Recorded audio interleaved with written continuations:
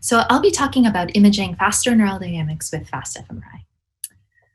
So a key goal for non-invasive human neuroimaging technologies is to be able to image with sort of spatial and temporal resolution that is appropriate for understanding the neural dynamics underlying aspects of human brain function.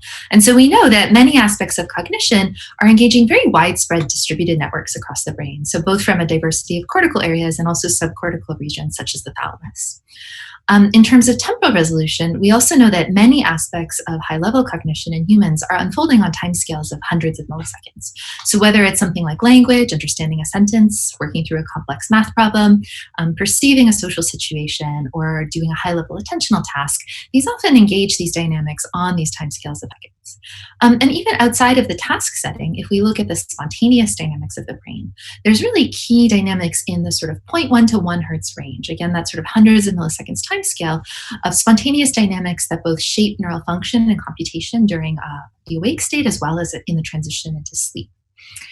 So we would love to have a method that would allow us to measure whole brain activity across the brain at these timescales of hundreds of milliseconds. And with classic approaches, this has typically been a very challenging problem. So conventional fMRI gives excellent spatial resolution and coverage in the human brain, but has typically been done at low temporal resolution, so on the order of seconds. EEG and MEG have excellent temporal resolution, but have low spatial resolution and are not sensitive to deep brain regions such as the thalamus. And finally, invasive methods are very powerful, but can only be used in sort of rare circumstances. And typically, again, you don't get whole brain coverage. So about a decade ago now, there was really this shift in the acquisition of fMRI, moving from acquiring data in the sort of 2 to 3 second range to get a whole brain image to accelerated techniques such as simultaneous multi-slice or multiband that let us acquire a whole brain image in 200 to 300 milliseconds. And so now we can image very rapidly. And at this point, the temporal resolution of the imaging technology and acquisition is not so much a problem. The question instead about the temporal resolution of fMRI is really one that's kind of more on the biological end. So ultimately with fMRI, we're measuring the hemodynamic response to neural activity. This plot on the right shows the canonical hemodynamic response function, which shows that this response is thought to unfold over many seconds with quite a long delay. And so ultimately, no matter how quickly you image, if the thing that you're imaging is slow, then that signal itself will limit the temporal resolution. And so we wanted to investigate the underlying kind of temporal properties and temporal resolution of this signal. This shows just the power spectrum of a typical sort of resting state fMRI scan that we did, sampling at pretty high rates. You can see firstly that the fMRI signal has these very strong peaks here, reflecting respiratory and cardiac components of the signal. And in, for example, a conventional resting state fMRI study, it would really primarily focus just on this very narrow band at the low frequency end. And this is because this band is thought to really be where most of the neural content is, due to the very slow nature of the hemodynamic response. However, already several years ago now, many resting state studies started to report higher frequency signals, suggesting to us that there may actually be faster information present. And so understanding the temporal properties of this hemodynamic response and whether the canonical hemodynamic response function is appropriate in other settings is a really critical question for the temporal resolution of fMRI. So I'm going to talk about just two sort of separate aspects of this. First, how fast could we go with fMRI signals? How rapidly could we potentially track neural activity? And then secondly, if we're trying to do faster fMRI and get better temporal resolution, what are the consequences of that for kind of the spatial interpretation? And how do the spatial and temporal resolution interact with each other?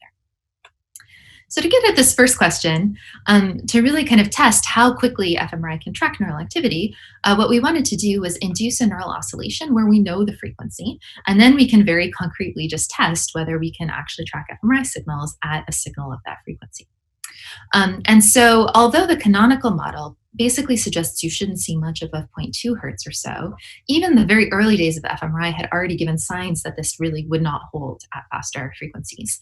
So already this study in 2000 showed that 0.25 hertz signals were trackable in motor and visual cortex. So to induce a neural oscillation where we know the timing, we decided to use the visual system because we know stimuli that can drive visual cortex at high rates. So we have a visual checkerboard with luminance contrast oscillating at some frequency of interest. As the stimulus gets brighter, the firing rates in V1 go up and down again at our oscillating frequency. This is just an example of our stimulus with the luminance contrast going up and then down. And so by driving visual cortex at this oscillation rate, we can now image signals from primary visual cortex in people and then just take the average signal locked to our stimulus frequency to see if it's still detectable. And so we started at 0.2 hertz, which again was sort of the upper limit of what was predicted by canonical responses. And we found that we could actually very robustly detect this signal in the fMRI. We went up to 0.3 hertz and again saw this signal still very clearly. And then even at 0.5 hertz, which is now well out of the range that we should have been able to detect, we found that we were very consistently able to detect these 0.5 hertz oscillations with fMRI. So if I plot every single subject here relative to what the model predicts this amplitude should be and what we actually saw, these high frequency oscillations are an order of magnitude larger than that predicted by canonical models, suggesting that there is surprisingly high temporal resolution offered by hemodynamic signals. We next wanted to ask if we could go faster at 70 using ultra-high field imaging to improve our SNR. And again, we found that we could detect not just a 0.2 hertz oscillation, but in this case, also a 0.75 hertz oscillation. And this is really putting us now into this kind of hundreds of milliseconds fluctuation regime that is of so much interest for so many cognitive studies. It's well established that hemodynamic responses are quite variable across the brain. And so this plot is just showing, for example, in one of our subjects, the relative lag in different colors across different activated voxels. And there's quite a large spread.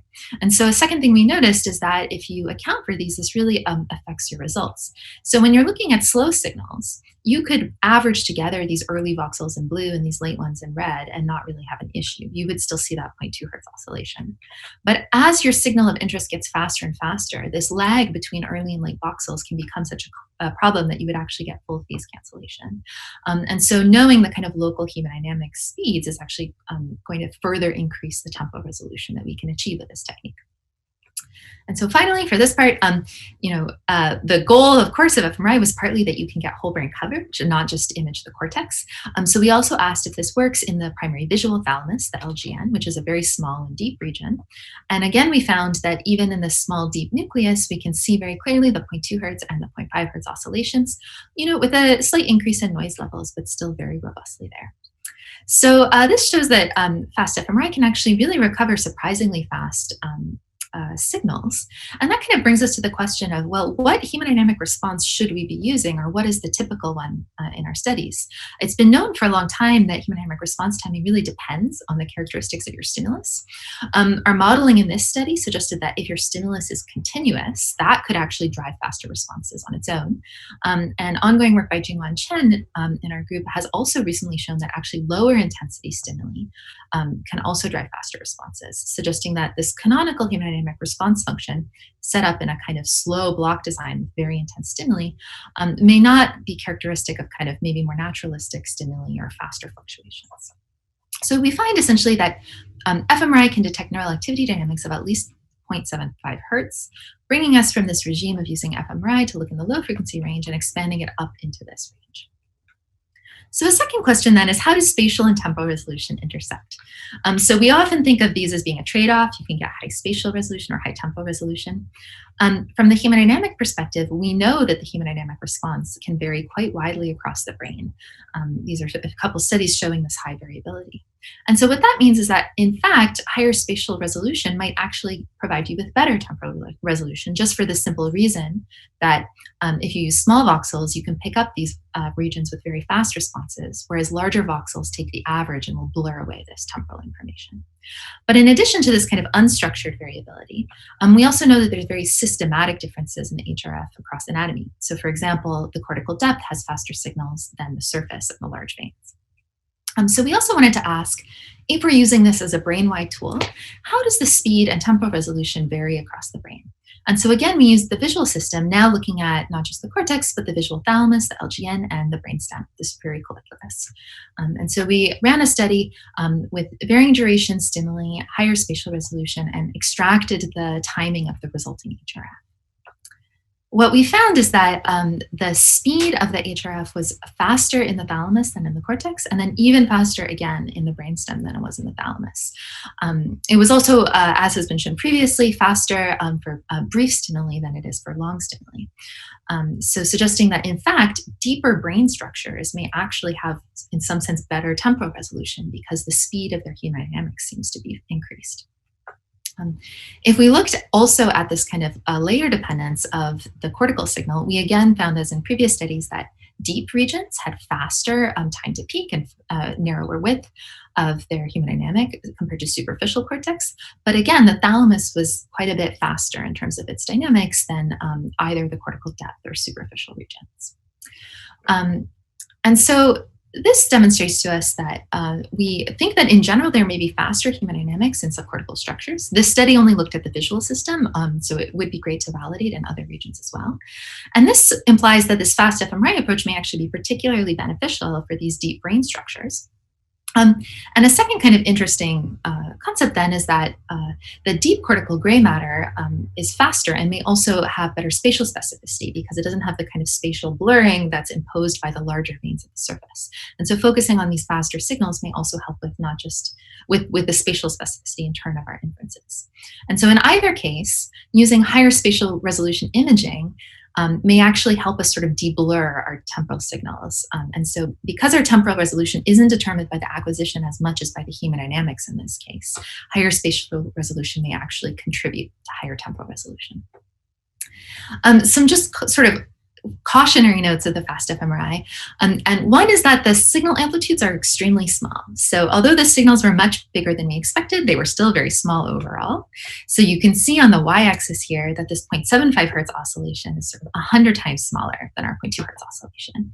And so this suggests that high temporal resolution fMRI is going to really strongly benefit from 7T scanners or even higher field scanners that can really provide increased SNR and sensitivity to these very tiny signals.